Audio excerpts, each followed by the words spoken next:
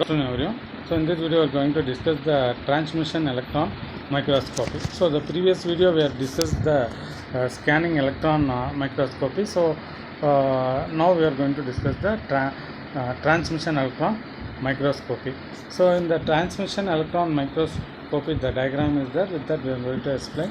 So here the transmission electron microscopy to utilize the energetic electrons and to provide the morphologic, compositional and crystallographic information on samples. Okay, so at a maximum potential magnification in this 1 nanometer, TM are the most powerful microscopes. So TM, that means transmission electron microscope, produce the high resolution and two-dimensional images, it allowing for a wide range of educational, science and industry application. Mainly it will be used for in the industrial applications and also in the science sector and educational section. So then comes into the equipment, the transmission electron microscopy equipment. It consists of electron gun, it produces the electron beam, and also some of the objective lens they are going to connected over here. Then the image it is going to keep over here. Then it will become via the projector lens. The image is placed over here. That image you can view over here. So like this manner. So the enlarged view of that view they will be showing over here, so that we can able to see over here. So now we can see about the working principle of this transmission electron microscopy. Okay, so this transmission electron microscope, mainly already we have discussed, it is produced the high resolution and the black and white image from the interaction to take place between the prepared samples, and the energetic electrons are the vacuum chamber. So here it needs to be pumped out of the vacuum chamber. Already we discussed that. So why the vacuum chamber they used means the focusing the beam, it will be going to point out on the particular point. So for normal atmospheric condition, if you do means automatically what happens, the beams it will be scattered in the all the direction. It will not able to concentrate. Okay, so that's what we are using over in the vacuum chamber. So it will be creating space where the electron are able to, it will move. So the electrons then pass through the multiple electromagnetic lenses. These solenoids are tubes to coil wrapped around them. So the beam passes through the solenoids. What happens, it down the column and makes contact with the screen where electrons are converted to light from the image. The image can be manipulated by adjusting the voltage of the gun, it to accelerate or decrease the speed of the electron, as well as changing the electromagnetic wavelength via the solenoids. Okay, so we can change the speed and speed of electrons while alternating the gun. So the coils, it will be focused onto the screen of photographic plate. So while during the transmission, the speed of electrons directly correlates to electron wavelength. So the faster electrons it move, the shorter wavelength and the greater the quality and detail in the image.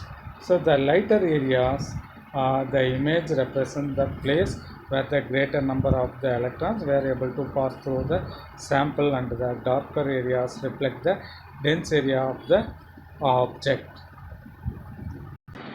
So this different, it provides the information on the structure as well as shape and size of the sample. So sample we are going to provide over here. So to obtain the TM analysis, samples need to have certain properties. They need to have be sliced thin enough for electrons to pass through, a property known as electron transparency. Mainly the property, it has to have the electron transparent property. To make the electron transparent property, we are going to make the this uh, we are going to make the this images and all very thin in size, thickness. Okay, so the scanning has to be done over. Okay, so even this TM also, it may be used for the scanning purpose. Okay, so the samples here, it need to be able to withstand the vacuum chamber and often special preparation before viewing. Next, the types of preparation, it include dehydration and sputter coating of non-conductive materials and cryofluxation and section and staining. So with that, the working principle is over. Now we are going to discuss the advantages of TEM. So in the advantages, so it are very easy to operate while giving the proper training, and so it will be able to yield the information from the surface, future shape and size of the structures. So whatever the image we are going to get, that will be a high quality and detailed image. So it will be provide the element and compound structures. Okay, so this TM have the wide range of application. It can be utilized very variety of different scientific, educational and industrial fields, and it is the most powerful magnification it should have. Okay, so these are all the advantages of TEM. Then comes into the disadvantages. So mainly it is a very costly, and it will be used only in the elaboration sample preparation, and also image only we are going to get in the black and white color, and it will be TM requires some special housing and maintenance. So that is the main thing. So for in the particular equipment, we are going to use some special housing unit, and operation analyze required special training over here, and potential artifacts from sample preparation. So these are all the disadvantages of TEM.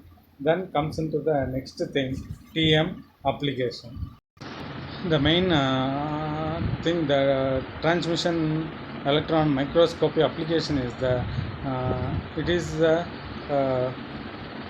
used in the some different fields like as life sciences, nanotechnology, as well as biological and material research, forensic analysis, geomology, as well as metallurgy.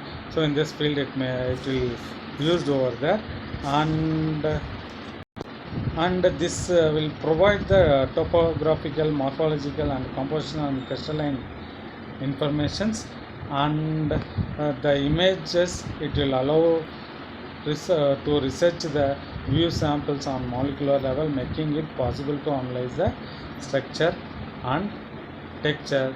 So TEMs it is used to semiconductor analysis and the production and the manufacturing of computer and silicon chips. So for that also it is used transmission electron microscopy, and the information is useful in the study of crystals and metals, but also as industrial applications it is used. So this is about the TEM application. So with that, transmission